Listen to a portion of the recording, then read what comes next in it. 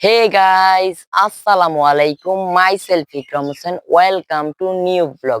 Guys, আজকের ভিডিওটি হলো গিয়ে আমার ছাদে কি কি মুরগি আছে সবকিছু আপনাদের এই ভিডিওতে দেখাবো। তো গাইজ, আপনারা ভিডিওটি মনোযোগ সহকারে দেখুন, অনেক কিছু। গাইজ, এই যে আপনারা দেখতে পাচ্ছেন, এটি হলো আমার মুরগির ঘর। এখন আমরা আমাদের মুরগি ঘরের ভিতরে যাব।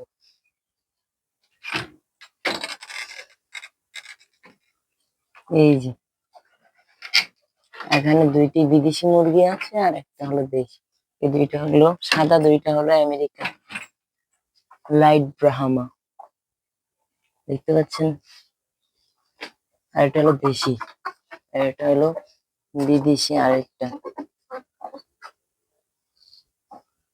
যে এটাই হলো আমাদের মেন ঘর।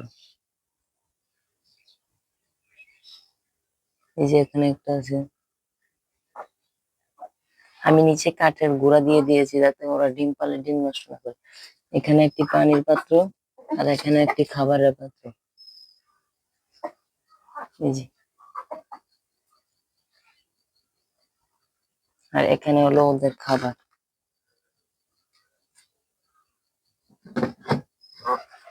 তো আমি এখান থেকে বের হয়ে যাই। আর এদের গরম, দুপুরের দিকে গরম লাগে তাই ফ্যান চালিয়ে দিই দুপুরের দিকে, যে এখানে ফ্যানের সিস্টেম। আর এটা হলো ওদের মেইন ঘর।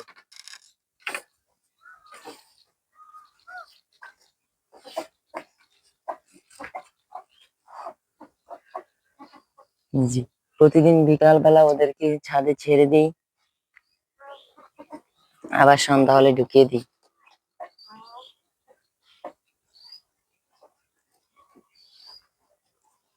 তো এই হলো আমার ছাদের ফুল স্পেস।